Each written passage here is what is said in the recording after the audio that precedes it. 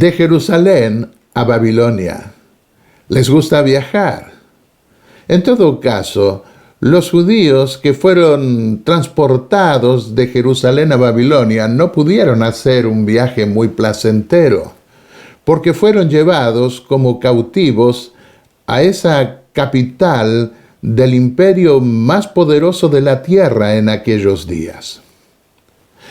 Bienvenidos a otra lección del libro de Daniel.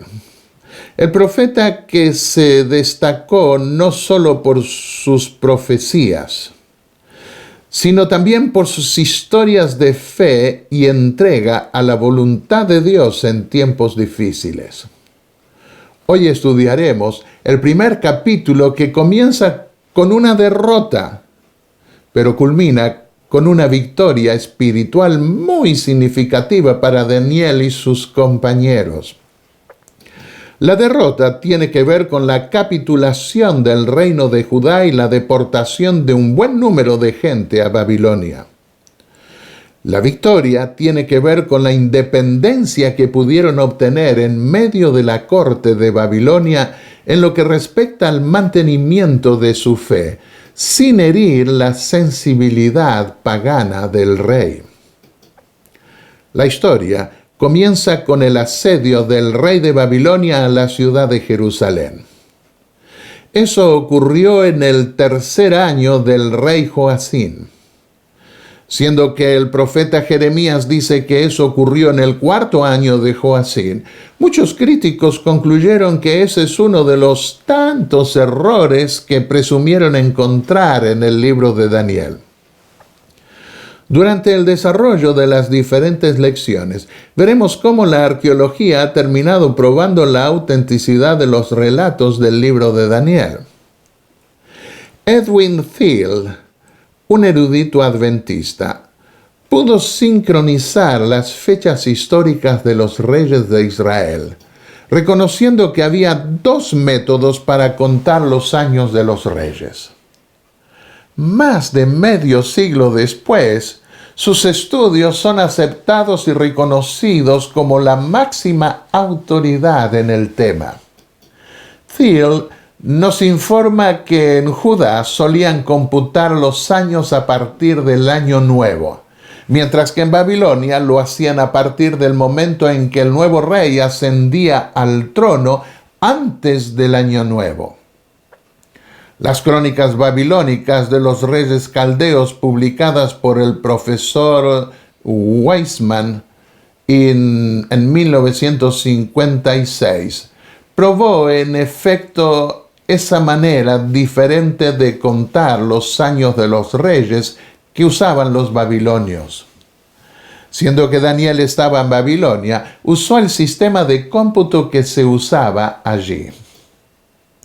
En esa primera deportación, el rey de Babilonia mandó traer lo mejor del reino de Judá.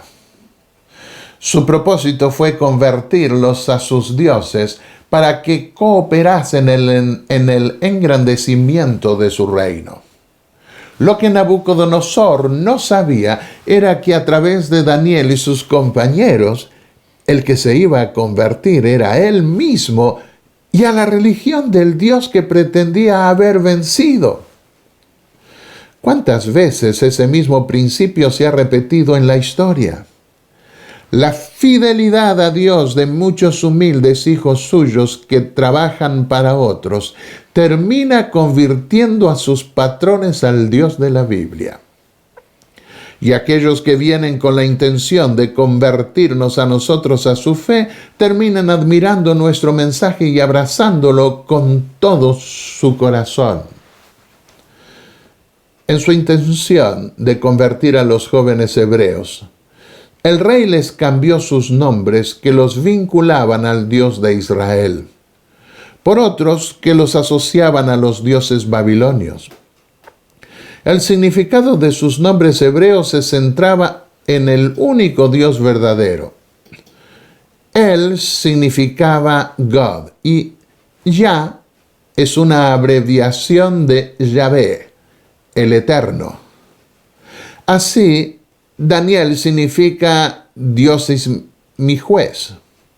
Ananías significa ya ha sido clemente. Misael significa quién es lo que es Dios. Azaría ya ha ayudado. Pero el jefe oficial les dio nuevos nombres relacionados con el dios Aku, dios de la luna, con el dios Nebo o Nabu, o al dios Nergal. Así, el nombre Sadrach parece derivarse de Shudur Aku, mandato de Aku. Mesach es probablemente una variante de Misa Aku, significando quién es como Aku. Y Abednego es ya sea siervo del dios Nebo, Nabu, o una variante de Abed-Nergal, siervo del dios Nergal. Me imagino cómo se habrán sentido los israelitas con nombres que honraban a dioses ridículos como los que adoraban los babilonios, según se puede ver en los registros caldeos que la arqueología trajo a la luz. En este libro yo traigo algunas de esas leyendas, los tiempos apocalípticos del santuario. Por ejemplo, una de esas leyendas refiere una pelea entre los dioses más viejos y los dioses más jóvenes, porque estos últimos hacían mucho ruido. Los más viejos buscaron paz y tranquilidad, según la leyenda, lo que trajo guerras hasta que dieron con Marduk, quien aceptó el desafío de defenderlos a condición de que lo pusieran como jefe del panteón. Marduk venció a su oponente Tiamat y con su cadáver planificó el cosmos, donde aparecieron las estrellas y las constelaciones, la luna y probablemente el sol. Así, Marduk reorganizó el reino divino y fue proclamado rey de los dioses. Se creó al hombre para que los dioses no tuviesen que trabajar. Se mató a Kingu, socio de Tiamat, y se usó su sangre para formar al hombre. Babilonia es la primera ciudad que se construyó, según esa leyenda. Los documentos amonestan a alabar a Marduk. Cuando entré en el ministerio pastoral, decidí estudiar la Biblia versículo por versículo. Recuerdo que uno de los temas que atrajo más mi atención fue que en la conquista de Canaán, Dios ordenó a los israelitas cambiar el nombre de algunas ciudades que conquistaron. El objetivo era claro. La memoria de los dioses antiguos y sus prácticas paganas debían ser erradicadas. Pero más adelante vemos en la historia bíblica algunos casos en donde los nombres viejos prevalecían sobre los nombres nuevos que Dios les había ordenado poner. Evidentemente, como pueblo, se percibe la misma lucha que se da individualmente en la persona que se convierte, según explica el apóstol Pablo, entre el hombre viejo o vieja naturaleza y el hombre nuevo o nueva naturaleza. En el caso de los jóvenes hebreos, era evidente que el rey quería hacerles olvidar el supuesto diosito que habían tenido, para honrarlos con los poderosos dioses de Babilonia.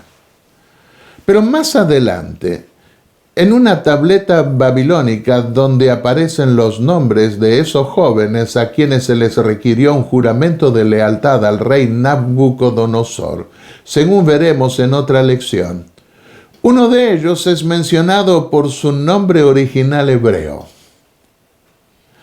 El mundo podrá etiquetarnos con nombres despectivos y debemos ser pacientes. Dios vindicará su nombre en nosotros y al entrar en las puertas mismas de la eternidad, nos promete dar un nombre nuevo que jamás nos será quitado. Apocalipsis 2:17. La primera prueba tuvo que ver con la comida. En el alimento provisto por la mesa del rey, según escribió Elena de White, había carne de cerdo y otras carnes que eran consideradas inmundas por la ley dada mediante Moisés. A esto se sumaba el vino fermentado que el rey ponía en su mesa y que les haría perder el discernimiento espiritual, como podían recordar en la experiencia de Nadab y Abiú. Y para completar el cuadro, el rey y su gente los ofrecían a sus dioses, a quienes les pedían su bendición. Por lo cual, en su fidelidad al verdadero Dios, Daniel y sus compañeros decidieron no contaminarse con la comida del rey. Al pedir comer solo legumbres y tomar agua en lugar de vino, los humildes cautivos hebreos no fueron insolentes, ni criticones por cómo comían los paganos, sino prudentes, sabios y respetuosos. Pidieron que les dieran la oportunidad de probar por 10 días lo suficiente para demostrar que no iban a debilitarse, sino que, por el contrario, iban a estar tanto o más fuertes que los demás. Y Dios premió la fidelidad de sus siervos, dándoles una apariencia mejor que la de los demás que se servían de la mesa del rey. Hoy vivimos en medio de la Babilonia espiritual. Y Dios llama a su pueblo a ser fieles también con las leyes de la salud, aun en lo que respecta a las comidas. La dieta del pueblo de Dios es también diferente y no debemos avergonzarnos por ello. Tenemos la ventaja hoy de que cada vez más atletas se vuelven vegetarianos y hasta veganos sin que su desempeño se vea desmejorado. Siempre que se vuelve hacia la dieta original del Edén, los resultados positivos se dejan ver. Y aunque Dios permitió comer carnes limpias después del diluvio, en una época como la nuestra es menos riesgoso comer solo legumbres. Volveremos sobre este aspecto en nuestro comentario de Daniel, el capítulo 10. Notemos la manera de referirse al tiempo de instrucción que Nabucodonosor requirió para esta gente extranjera que quería asimilar en su reino. El versículo 5 dice literalmente que ese tiempo de prueba debía durar 3 años. Pero en el versículo 18 dice que pasados los días al fin de los cuales había dicho el rey que los trajesen, el jefe de los eunucos los trajo ante el rey. Vemos aquí ya en el primer capítulo el principio de cómputo de día por año. Para los judíos era normal referirse a años por el testimonio días, algo que en proyecciones apocalípticas siempre se aplica. Veamos, por ejemplo, Génesis 5:5. El total de los días que Adán vivió fue de 930 años.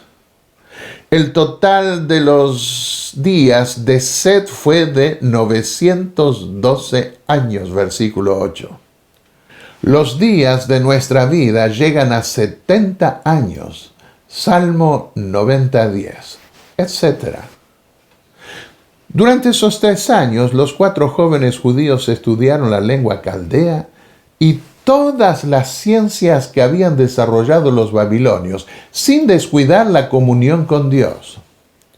En otras palabras, no fueron jóvenes fanáticos que no quisieron dialogar con gente de otra fe, sino que buscaron prepararse para dar un servicio mayor al gobierno bajo el cual estaban y estar así en mejores condiciones para compartir su fe en los niveles más altos del reino. Sin duda, hubo otros jóvenes hebreos, así como jóvenes promisorios de otras naciones en la carrera de 3 años que ofrecía el rey. Pero el premio de un desarrollo intelectual mayor lo obtienen quienes se consagran a Dios estudian su palabra y desarrollan un espíritu emprendedor de superación para rendir a Dios y a la sociedad donde viven el mejor servicio que puedan dar. Hace un tiempo atrás, un joven adventista alemán que hablaba francés también fue a la Universidad de Estrasburgo, donde yo me doctoré en teología hace un buen número de años atrás. Uno de los profesores de teología le dijo que varios pastores adventistas habían estudiado en esa facultad protestante. Algunos habían perdido la fe. Otros salieron con su fe más fortalecida. De manera que, en su opinión, la posición final que cada cual adopta depende de la actitud con la que va a la universidad. Habiendo estudiado allí, puedo decir que mucho depende de cuán firme es la formación de cada uno antes de ir a la universidad y del objetivo que se tiene al estudiar en esos centros críticos. Puedo mostrarles aquí mi tesis doctoral que escribí en esa universidad, que traduje después del francés al inglés y que en su momento publiqué también en castellano. Pude ver en esa universidad efectivamente que algunos venían con la intención de probar que su iglesia estaba equivocada y el resultado no podía ser diferente después. Luego son llamados a enseñar por el título que obtuvieron y siembran semillas de pensamiento que contradicen el fundamento de la fe adventista. ¿Dónde está el problema? En gran medida en la preparación anterior a la universidad. Cuando se va a la universidad sin conocer bien la verdad que Dios confió a su pueblo y se descuida la comunión con Dios, el riesgo de distraerse de la misión que Dios nos dio es mayor. Moisés fue educado por su madre hasta que tuvo la edad suficiente para seguir los estudios en la corte del faraón.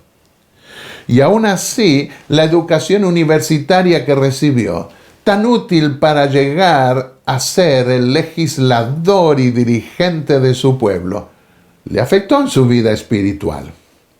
Por eso Dios lo llevó al desierto, donde lo educó en la escuela espiritual del Señor.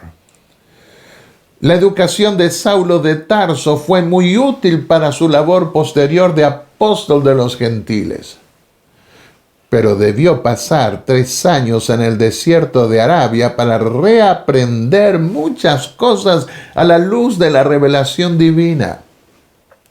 Sin duda, Daniel y sus compañeros habían sido educados en la palabra del Señor en Jerusalén y mantuvieron viva su comunión con Dios.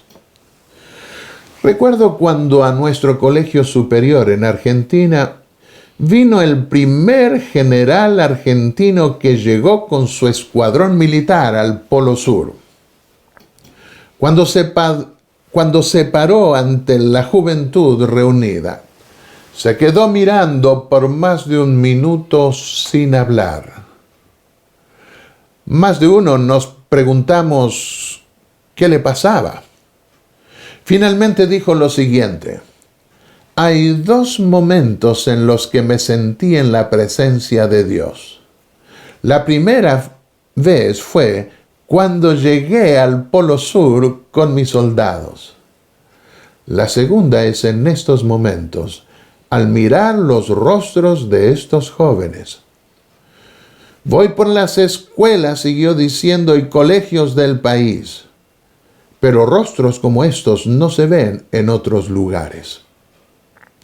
Dice la pluma inspirada: si todos estudiasen la Biblia, veríamos un pueblo más desarrollado, capaz de pensar más profundamente y demostrar un grado mayor de inteligencia que lo que podrían obtener mediante los esfuerzos más esmerados en estudiar las ciencias y las historias del mundo. La Biblia da al verdadero buscador de la verdad una disciplina mental avanzada, y sus facultades son enriquecidas por la contemplación de las cosas divinas. El yo es humillado, mientras que Dios y su verdad revelada son exaltados. En otra cita dice Elena de White: el que presta mucha atención a las Escrituras con oración obtendrá una comprensión clara y un juicio sólido, como si al volverse a Dios hubiese alcanzado un nivel de inteligencia más elevado. Otra cita más. Piensen por un momento el contraste entre un cristiano inteligente y un hombre que vive para sí, un devoto del pecado. Allí hay dos hombres dotados de igual capacidad. Sus oportunidades han sido las mismas. Se les presentaron ante ellos los mismos estímulos. Uno estudió su Biblia con el propósito de hacerla la norma de su vida. Conoce la fuente de su fortaleza y confía en los méritos de Jesús, haciendo descansar su alma indefensa en su misericordia. Su vida es una negación del yo. No vive para agradarse a sí mismo, sino que su placer es ser colaborador de Dios. Su rostro brilla con inteligencia. Su experiencia es rica y profunda. Su porte es el de un caballero cristiano, calmo, sereno y dignificado. Ahora miremos el cuadro opuesto, sigue diciendo Elena de White. Allí hay uno a quien Dios confió preciosos talentos. Está familiarizado con las Escrituras, pero su corazón no fue nunca santificado por las verdades que éstas enseñan. Sus afectos nunca estuvieron entrelazados con Dios, sino que son como la vid que se arrastra sobre el suelo, aferrando sus tentáculos a los tocones y basuras de la tierra. Todo su carácter está marcado por pequeñeces, mundanalidad, bajeza, que testifica a los que observan sus caminos que el Espíritu de verdad no entró en el santuario interior del alma y lo purificó de su contaminación. Seguramente nadie puede vacilar para elegir entre esos dos caracteres representativos. Pero que cada uno recuerde que el refinamiento y la verdadera nobleza son cualidades que nunca llegan por suerte. Es solo por esfuerzo individual, personal, ayudado por la gracia de Dios, que se puede alcanzar el alto nivel de excelencia moral. Esto lo escribió en el año 1884. Que esa sea nuestra experiencia también. Que Dios los bendiga.